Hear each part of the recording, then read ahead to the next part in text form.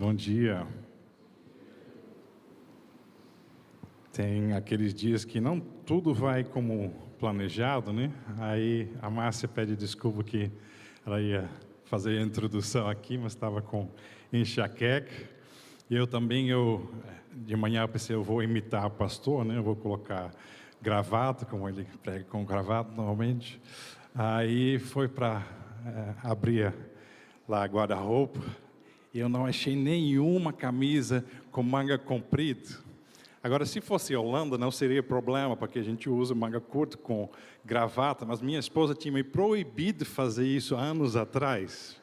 Aí eu aprendi a obedecer ela, porque quando eu cheguei no Brasil, eu pensei no Brasil, que eles estão vendo lá fora, é carnaval, índios e meninos de rua, mais ou menos. Então, eu cheguei no Brasil com camisas todo coloridas, tipo Havaí, sabe? E aquele jeans bem cortado, bem aqui. Aí eu andava lá. É a primeira vez quando eu comecei a namorar com minha esposa, no primeiro ano, ela diz, olha, você parece um turista.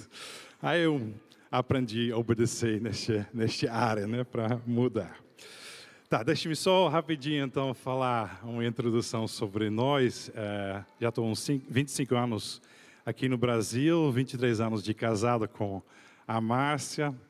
Trabalhamos como missionário e pastor em Belém, em Manaus e aqui em São Luís, muitas vezes como ou pastor da igreja ou co-pastor. E estamos continuando buscando o que Deus tem para nós. Ele sempre nos muda de outro lugar, mas o privilégio realmente para nós é estar junto com a igreja cada vez e poder, em primeiro lugar, ser abençoado. Eu vejo que cada lugar novo, você vê que novos irmãos impactam sua vida, mas também nós queremos impactar a vida de vocês, independente de quanto tempo nós podemos estar aqui. Eu espero que nas conversas, nas talvez visitas na nossa casa, na sua casa, e talvez falando aqui, nós podemos realmente ter este impacto de Cristo um para o outro. Esse é o objetivo da igreja e é esse que nós queremos. Temos 3 filhos, mais velho está em Belém no momento, tem 16 anos, Vitória. O do meio, Renato, aqui. E o mais jovem, de 8 anos já, que está em casa agora com a mãe dela, ficou lá. Aí, essa é a nossa família e estamos aqui para servir a igreja. Esperamos que Deus vai abrir muitas portas ainda.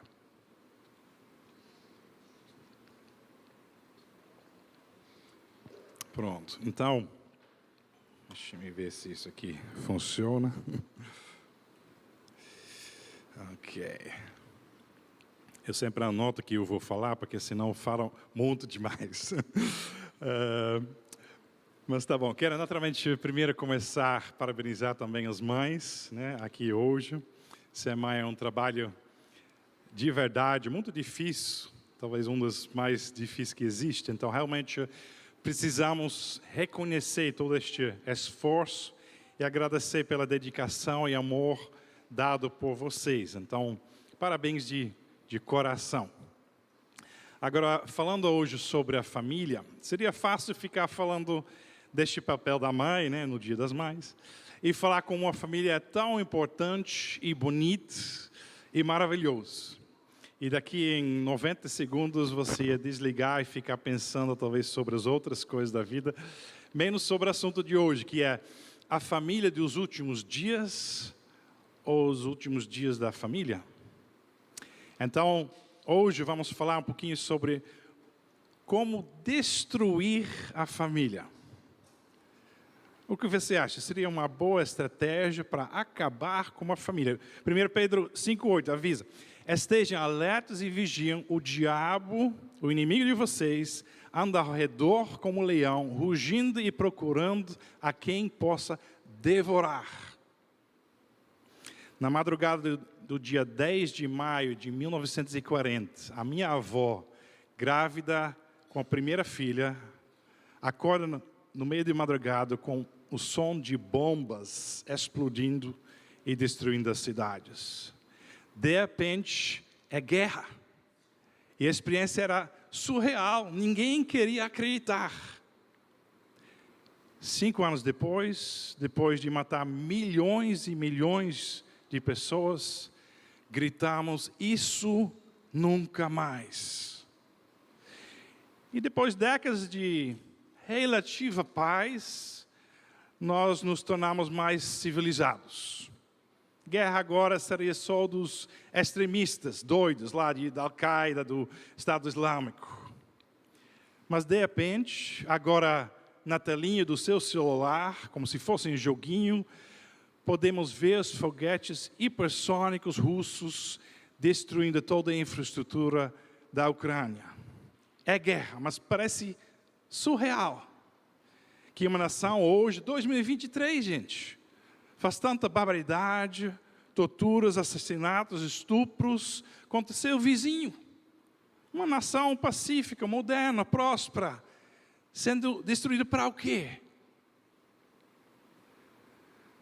Sonhamos da paz, mas infelizmente, muitos crentes hoje esqueceram que o mundo inteiro entrou em guerra no dia que Adão e Eva entregaram a autoridade sobre a terra para o maior líder e poder pecaminoso do universo, Satanás. Pensávamos que íamos ganhar a liberdade quando decidimos não obedecer à vontade do Pai. Pensávamos que podíamos ser nosso próprio Senhor, comendo da única fruta proibida. Eva, a primeira feminista, talvez disse: ninguém manda em mim, eu faço o que quiser. E Adão, o líder da família, que deveria ter parado a Eva, concordou na hora. Em sua única defesa, talvez a jovem Eva estava toda pelada, mas não é muita desculpa. Mas fomos enganados. Em vez de sermos os senhores do nosso próprio destino, igual a Deus, né? Imediatamente nós nos tornamos escravos do pecado.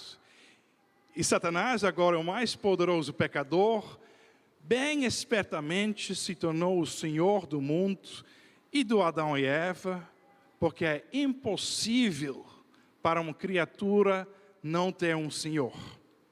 Até o livro de Jó comprova, até o diabo ainda tem que reconhecer quem é o Senhor e tem que obedecer a Deus no final. Agora em Cristo foi nos dado uma escolha, não para sair da guerra, mas para mudar de lado. Se você quer ser seu próprio Senhor, egocêntrico, então você continua servindo Satanás, até o dia que entrar no inferno. Mas se você escolhe Deus como Senhor e Salvador, Satanás não tem mais autoridade sobre você. Você não é mais um escravo do pecado, você é livre de verdade para servir a Deus. A escolha, por enquanto, é sua, até que Jesus volte. Em 12 de dezembro de 1941, Hitler sentou com os líderes nazistas e juntos planejaram o que eles chamaram a solução final para limpar a Europa dos judeus, ciganos e até 70 mil dos seus próprios filhos alemãos, deficientes físicos, que todos tinham que morrer.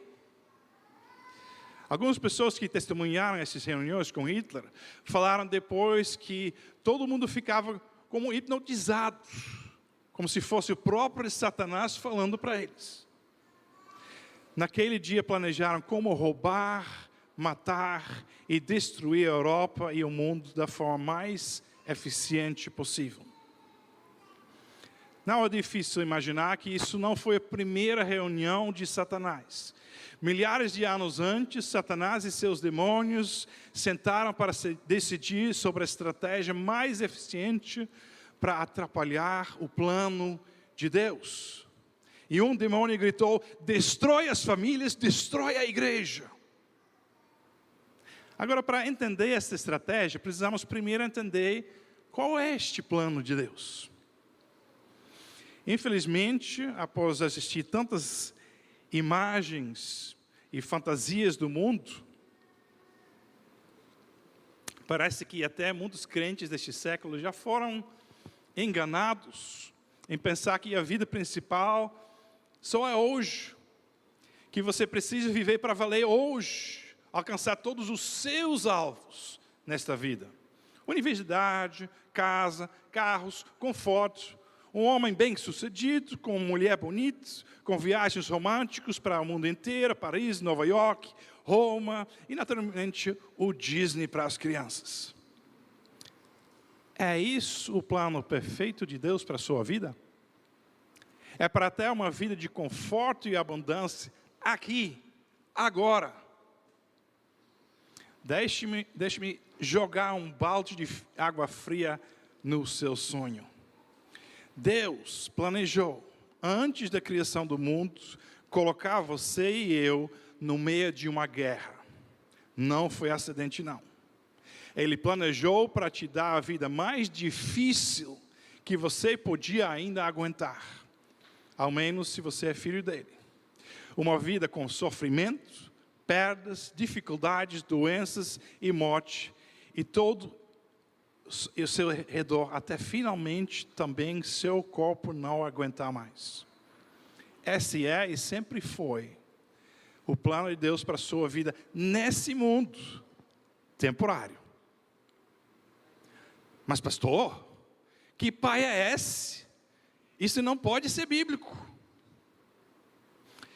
O apóstolo Paulo, depois de falar com Jesus e estudar a Bíblia, e depois de sofrer por algumas décadas, chegou à seguinte conclusão. E preste atenção neste texto, como o sofrimento está inevitavelmente conectado à nossa vitória final em Cristo. Romanos 8:17. Ora, se somos filhos, somos também herdeiros, herdeiros de Deus e co-herdeiros com Cristo. Fantástico! Se com Ele sofremos, uau! Também com Ele seremos glorificados. Tá. Porque para mim, tenho por certeza que os sofrimentos do tempo presente não podem ser comparados com a glória a ser revelado em nós. Mas pastor, Paulo não estava falando de uma luta espiritual? Com certeza, irmão. Mas vamos ler em 2 Coríntios 11, o que estava incluído nesta luta espiritual. Paulo escreve, em 5 ocasiões os judeus me deram 39 chicotados. 3 vezes os romanos me bateram com bordões e uma vez foi apedrejada. Foi provavelmente quando ele ficou quase cego. 3 vezes o navio em que eu estava viajando afundou e numa dessas vezes passei 24 horas boiando no mar. Nas muitas viagens que fiz, tenho estado em perigos de inundações e de ladrões, em perigos causados pelos meus patrícios judeus e também pelos não-judeus. Tenho estado no meio de perigos nas cidades, no deserto e em alto mar, e também em perigos causados por falsos irmãos. Muitas vezes tenho ficado sem dormir, tenho passado fome e sede, tenho me falta casa, comida e roupas. Além disso e de outras coisas, ainda peça diariamente sobre mim a preocupação que tenho por todas as igrejas. A guerra espiritual tem consequências reais na nossa vida física e material. E muitos já perderam tudo. Mesmo assim, Paulo chega na seguinte conclusão. Romanos 8:35. Quem nos separará do amor de Cristo? Será tribulação? Ou angústia, ou perseguição, ou fome, ou nudez, ou perigo, ou espadas. Como está escrito, por amor de ti somos entregues à morte o dia todo. Fomos considerados como ovelhas para a matadora. Foi acidente? Sim, somos mais que vencedores. Sim, nada pode nos separar do amor de Deus em Cristo Jesus. Nem os demônios e nem a morte. Porque é só depois da morte, ou assim quando Jesus voltar, que o plano perfeito do reino de Deus vai se concretizar. Até lá é guerra. Guerra suja e feia.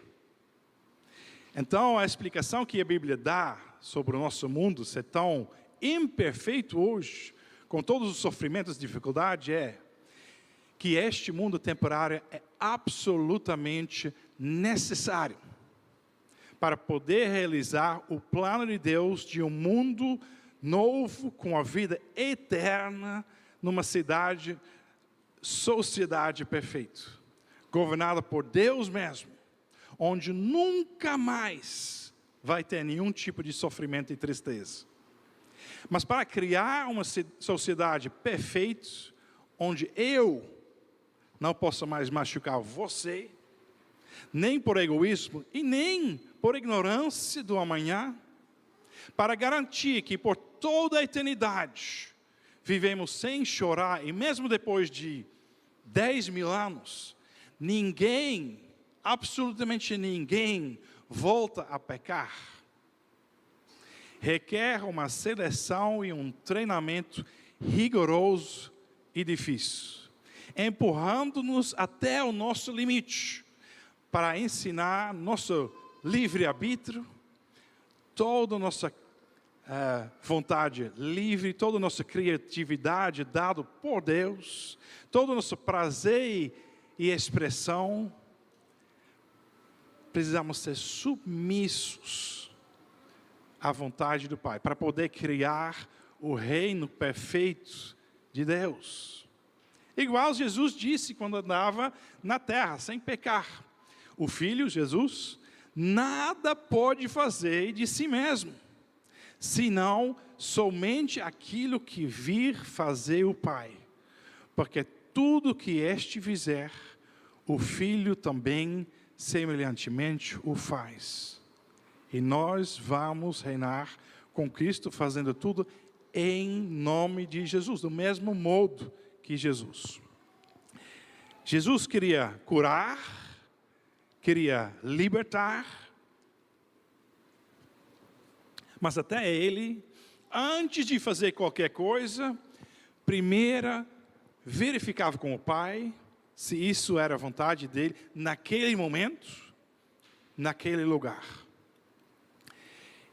É exatamente isso que Deus quer nos ensinar. Para ter uma sociedade perfeita no reino de Deus, onde temos o nosso livre-arbítrio para nunca mais pecarmos, é absolutamente essencial que antes de atuar com este livre-arbítrio, sempre verificamos que isso não pode machucar ninguém depois. Porque só Deus conhece o amanhã e sabe todas as consequências dos nossos atos. Em outras palavras, no reino de Deus, Deus precisa reinar para tudo dar certo. E é só neste mundo imperfeito, temporário, que nós podemos aprender a obedecer à voz de Deus. Porque só aqui temos a tentação entre o certo e o errado. E só aqui podemos aprender através do erro. Você pode às vezes errar,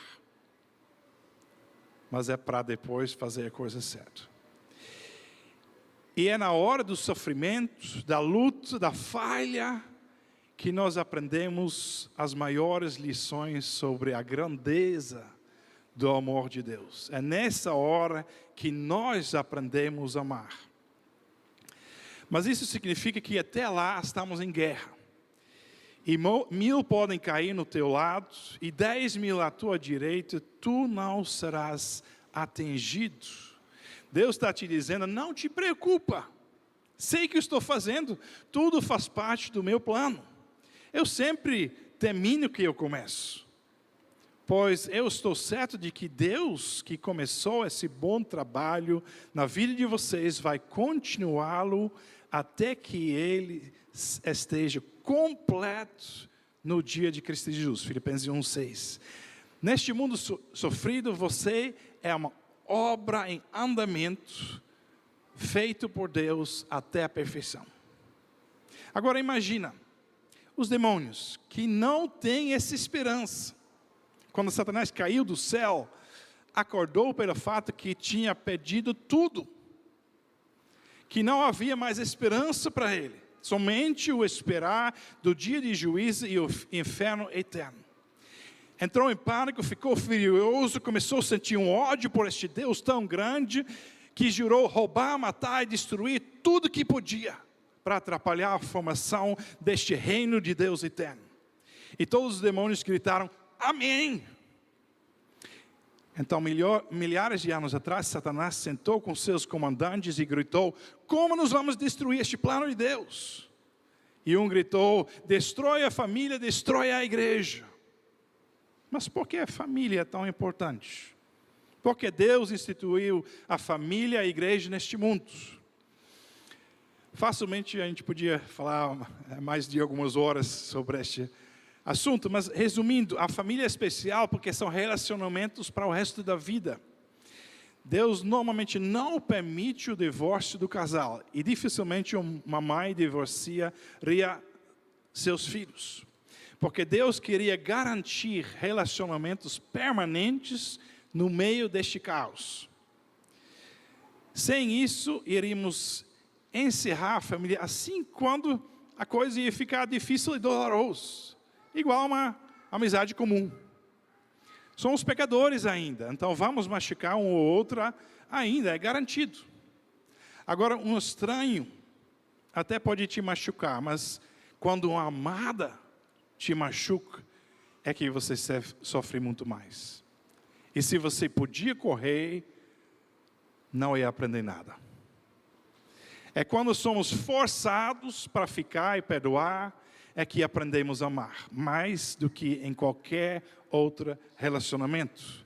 Então a família foi criada especialmente para este mundo temporário, para ensinar amor incondicional. Só assim aprendemos o amor que precisamos para viver no reino de Deus.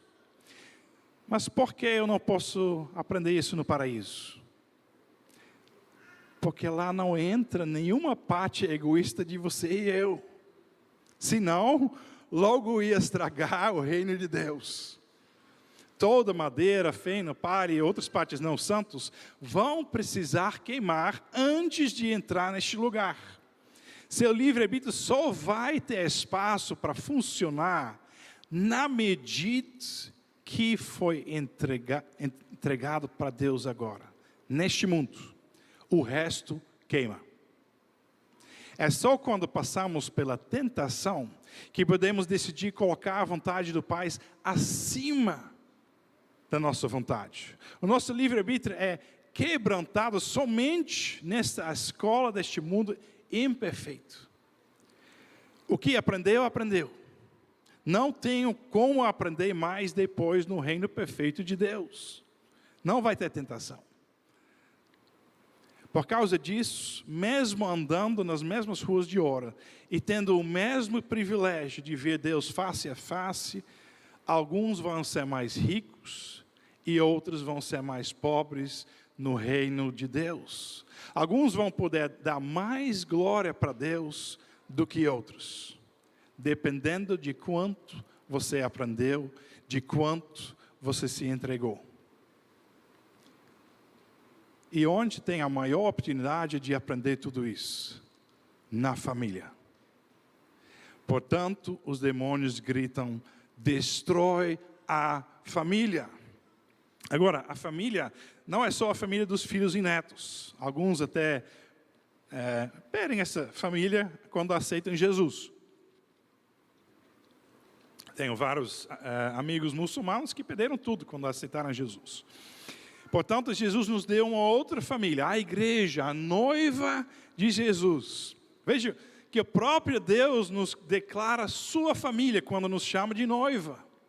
Não escravos, não só servos, mas uma aliança eterna de uma grande família só, sem divisões.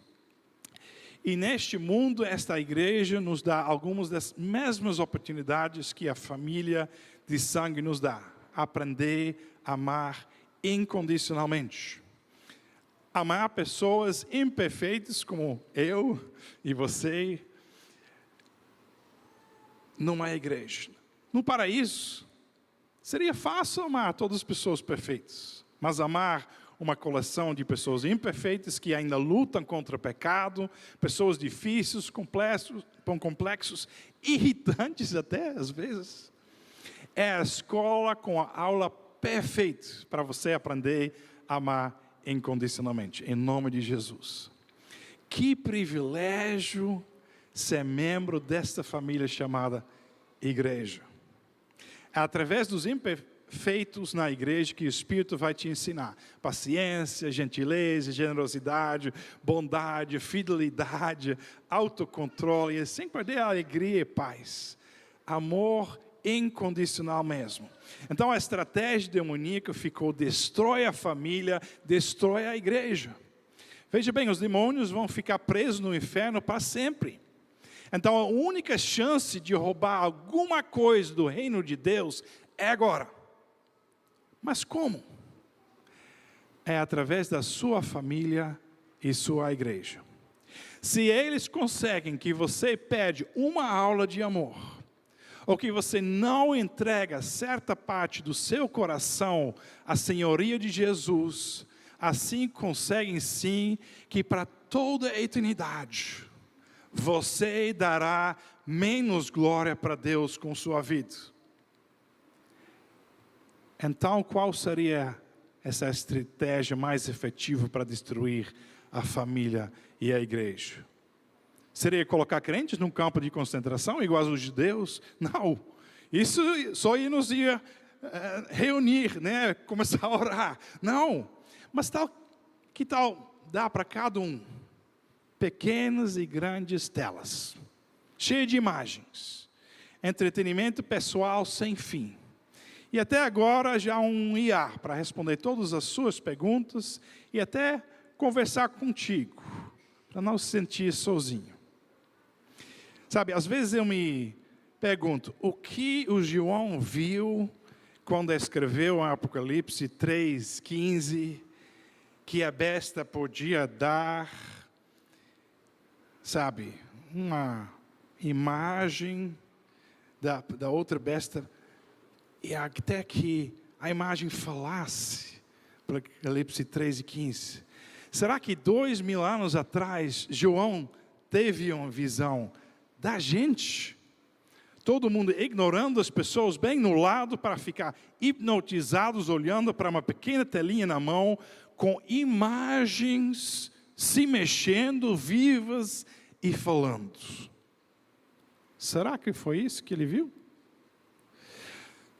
A melhor estratégia para parar as aulas de amor e obediência a Deus que podemos aprender na família e na igreja é isolar pessoas. Parar pessoas de interagir e viver juntos. Parar pessoas de diariamente gastar tempo nas casas um do outro, igual a que a primeira igreja fazia. Porque uma pessoa isolada não consegue mais aprender a amar. Não dá sozinho. Uma igreja cheia de pessoas, esquentando cadeiras, assistindo só um culto profissional no palco, que logo depois do culto volta para sua casa individual, sem conviver e falar com os outros membros, já é uma igreja morna, porque não alcança mais o alvo para que foi criado por Jesus. Como você pode voltar, me diz, como você pode voltar para a primeira amor sem comunhão? Será que colocar um like e um coraçãozinho ensina amor? Quantas igrejas já não morreram? E quantas estão prestes a morrer? Agora, para poder destruir a família, precisa de uma estratégia mais de longo prazo. É só agora, nos últimos dias, está se realizando, eu acho, o plano de Satanás para a nossa família. Por milhares de anos, o único jeito de sobreviver no mundo era ter famílias fortes, grandes, unidas. O lugar perfeito para aprender a amar, criada por Deus. Recentemente, começamos a mudar. Criamos a foto da família cristã perfeita. Um pai trabalhador, uma mãe cuidadosa, um ou dois filhos inteligentes, talvez um cachorro ou um gato. Família nuclear, vivendo em paz e conforto. Indo para a igreja cada domingo, de manhã e à noite. Mas foi esta distorção da família perfeita que inaugurou a sua destruição. Porque não foi esta família que Deus tinha em mente. E por milhares de anos nunca existia esta família da foto de Instagram. Quando olhava para as famílias dos heróis da fé, eram famílias grandes, convivendo, Pais, avós, tios, cuidando dos filhos, sobrinhos e netos. Filhos cuidando dos pais na velhice, é uma coisa que até crente hoje começa a esquecer, de cuidar dos seus pais na velhice. Sabedoria sendo compartilhada de geração em geração. Comunhão contínua, lutando junto para sobreviver, aprendendo a amar e respeitar. Então, o primeiro passo era acabar com aquela família grande e estendida. E o desenvolvimento tecnológico conseguiu fazer isso. Uma vez que só sobrou aquela família nuclear, precisava destruir a ideia do casamento estável, até a morte nos separar. Amar sua noiva por um ano é fácil. Amar seu esposo por 20 anos garante que você aprende a amar.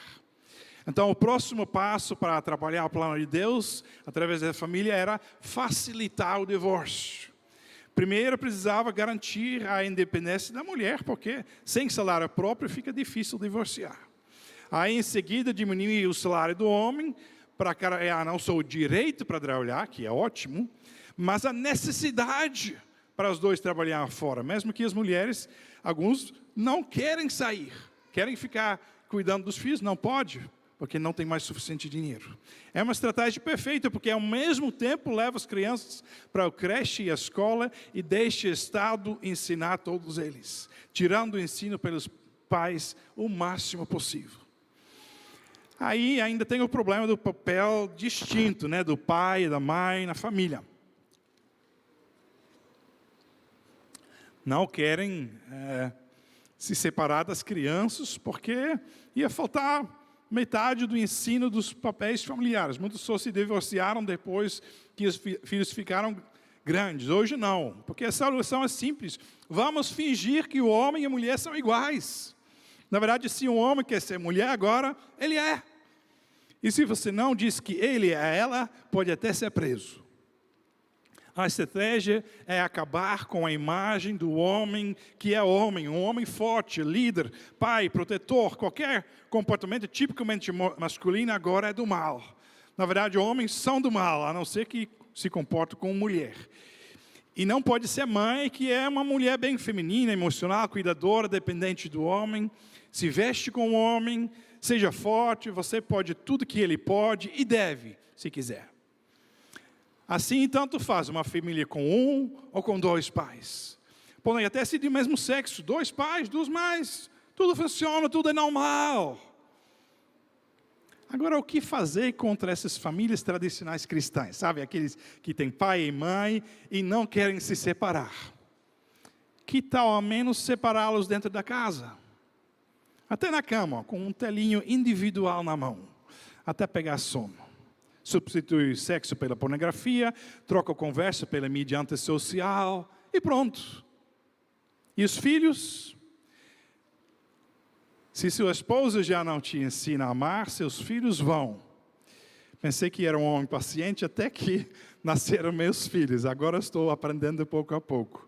Então, para evitar essas aulas de amor e paciência, precisa separar os filhos dos pais e dos irmãos na casa. Então, enche o tempo deles com mais telas, preferentemente um grande em cada quarto da casa e um pequeno na mão, para ninguém precisar nem ficar perto um do outro.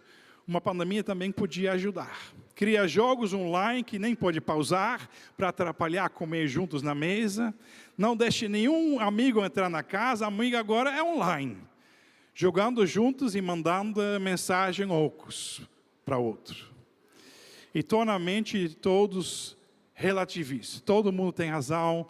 Não argumento em favor de Deus a sua Bíblia, me respeite. Introduz tanta tecnologia nova que os filhos pensam que sabem mais do que os pais. Evite que os filhos aprendam dos pais. Se precisa saber alguma coisa, assiste YouTube. Pergunta para o ChatGPT. Destrói a família, destrói a igreja. O plano de Satanás está funcionando. Vivemos cada vez mais isolados e independentes. Isola todo mundo, vive no mundo virtual e o plano de Deus para preparar o povo neste mundo acabou. Então a gente deveria aceitar isso? Deveríamos nos transformar junto com o mundo? Deveríamos seguir as imagens da besta e daqui a pouco até colocar um chip na mão ou na testa para conectar o celular com o nosso corpo? Na verdade, para ir nos caminhos do mundo não precisa fazer nada, é automático. Pouco a pouco a sua vida muda para isso. Lembra da velha história do sapo que pula para fora quando jogado na panela da água fervente? Mas se esquenta a panela gradualmente, ele morre lá dentro? Estamos na panela. Agora, em que momento nós vamos pular para fora? Em que momento nossa família vem em primeiro lugar de novo? Em que momento nós vamos acordar a igreja? E como fazer isso? Como viver no mundo sem ser do mundo? Alguém tem a resposta? Para encerrar, eu podia fazer uma lista de sugestões sobre como melhorar viver com a família em casa e na igreja. Mas aí você ia voltar para casa e não mudará nada, porque, na minha experiência, listas de boas intenções raramente funcionam. Mas tem uma coisa que eu tenho certeza que funciona. E é uma coisa que você pode iniciar hoje. Não tem nada errado prestar culto para Deus aqui, junto neste prédio. Podemos aprender muito aqui um do outro. Mas acredito que está na hora que cada um de nós, todos os membros dessa igreja, e não só os 30% mais ativos, também gastamos tempo juntos nas casas, um do outro. Igual a igreja, a primeira igreja fez, de casa em casa. Precisamos mais do que só o monólogo do estudo preparado. Precisamos compartilhar nossos desafios e lutas e pensar junto em soluções. Aprendendo a amar de verdade, ajudando quando alguém está precisando de ajuda. Lutar junto nestes últimos dias antes do retorno de Cristo, quando a batalha contra a nossa família vai ser o mais forte do que nunca. Precisamos ser uma verdadeira família juntos. Mulheres chamam as outras para uma chá de tarde. Homens se reúnem para compartilhar a vida. Ontem foi um bom início, mas precisamos muito mais. Em pequenos grupos nas casas, igual a primeira igreja faz. Quero chamar todos para reavivar os pequenos grupos nos lares, caso eles costumaram frequentar. Se você nunca fez parte, hoje é a hora de começar a participar. O irmão Acácio está aqui? Só levanta, irmão, vem lá atrás. Sim, é o líder do Ministério de Pequenos Grupos. Depois do culto, pula em cima dele e não solta ele até que você faça parte de um pequeno grupo. Você também pode mandar um WhatsApp, mas pega o contato dele se não tiver ainda. E se fosse parte de um grupo pequeno já, pula em cima do seu líder e marca o próximo encontro para esta semana. Hoje é só para lembrar que a guerra é real, que sua família é o alvo principal, junto com a igreja, e que precisamos um do outro para sobreviver a essa guerra. Em Apocalipse 3:2, Jesus, pessoalmente, fala para a igreja: acordem e fortalecem aquilo que ainda está vivo, antes que morra completamente. Vamos orar só um momento? Pai, muito obrigado que o Senhor nos deu este bênção fantástico da família, e a família até estendida até a tua igreja. E nós pedimos que nós não podemos à vista o que o Senhor quer nessa vida. Que o Senhor não quer que nós ficamos aqui para sofrer um dia, um segundo a mais do que precisar, mas que é cada momento para aprender a te amar mais, entregando nossas vidas, entregando o nosso livre-arbítrio para ser realmente vistoriado, colocado na tua mão, dizendo tudo que eu quero fazer do teu jeito, Pai. Da tua forma melhor para a nossa vida. Nos ajuda de te procurar cada dia e de ser uma bênção para a nossa própria família. Em nome de Jesus. Amém. Amém. Muito obrigado, pastor, pela palavra que nos trouxe. A palavra que você ouviu, que nós ouvimos agora, é uma palavra que nos induz a refletir. Uma palavra muito, muito rica, muito profunda, que nos faz, de fato, pensar sobre os propósitos de Deus e sobre o lugar de nossa família nos propósitos de Deus. Que Deus nos dê graça, irmão. Que Deus nos dê graça para que o nosso coração não deixe cair nada daquilo que o Senhor nos deu nessa manhã, mas guardar tudo, e não só guardar, mas colocar em prática na nossa vida para a glória de Deus. Nós vamos, em mais um minuto, seguir para as classes da Escola Bíblica Dominical. Eu quero dar a seguinte orientação.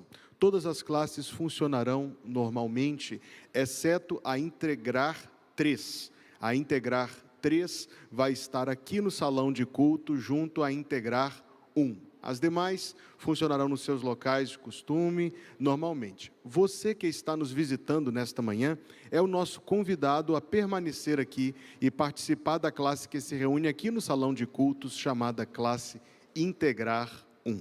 Eu queria pedir você para curvar a cabeça e fechar os olhos mais uma vez.